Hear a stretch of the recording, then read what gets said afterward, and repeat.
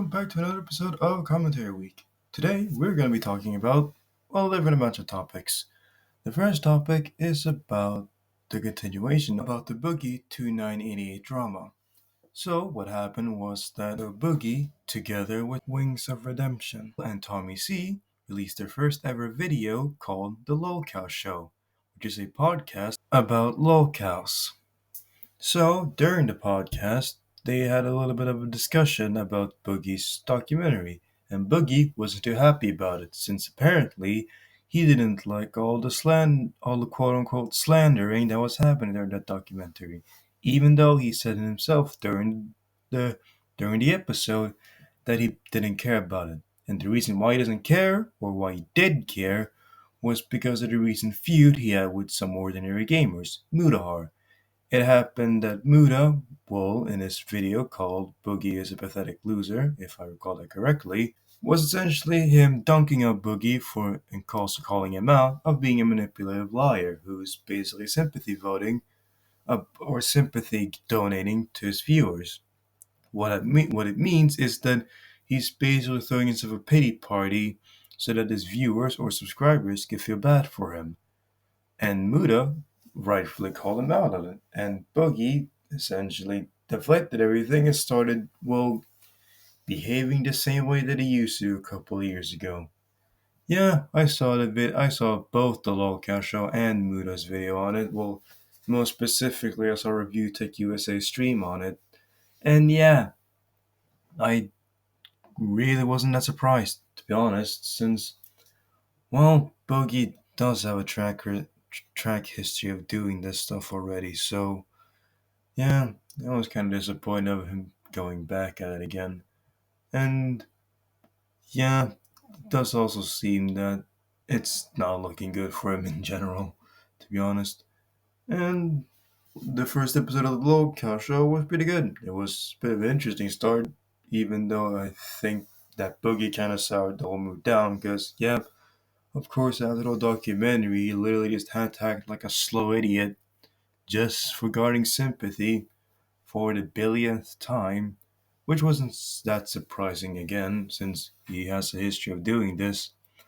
But yeah, I don't really know what's gonna happen with him.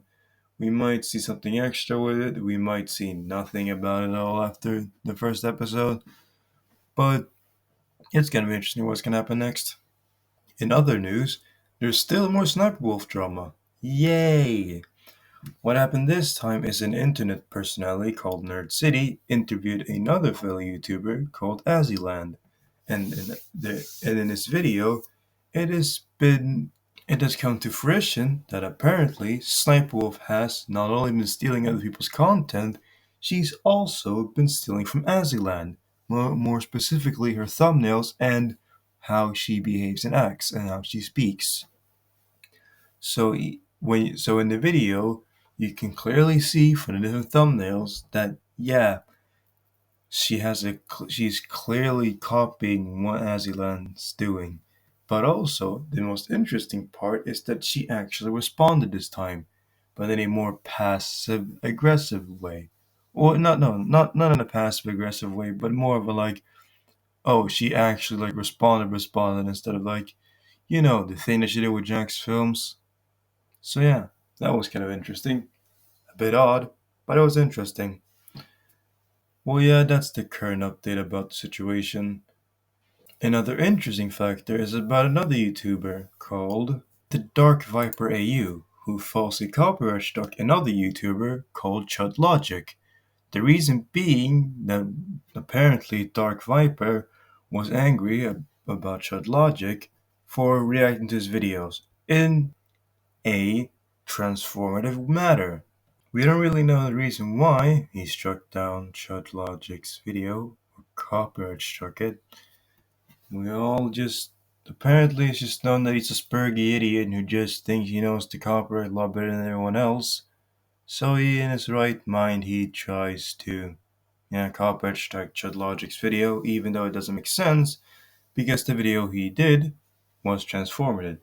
So yeah, I guess we got another person who loves to copyright strike people for no reason. Great. So yeah, nothing special really there. Another topic is about Genshin.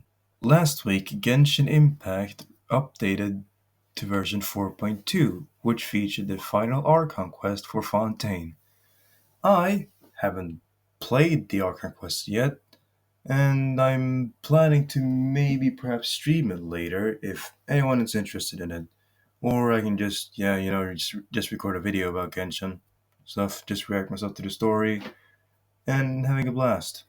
I think it's gonna be very interesting since, well, I didn't like the 4.1 Archon quest at all. Mostly essentially because I didn't like Riceley because his personality sucks. He comes off as a really smug prangus. So yeah. And Siege we can kick the bucket. I hate her. And now we go back to drama. So, what I want to actually talk about more was an actual really weird controversy. Not even a controversy, but like a thing that happened last week. A YouTuber named JebTube, who's a really good Sonic tuber that I actually watched, basically got received in his DMs death threats and essentially, well, not well, essentially death threats, but it was him getting sent gore pictures and saying that that he's just an empty husk, he's not even human.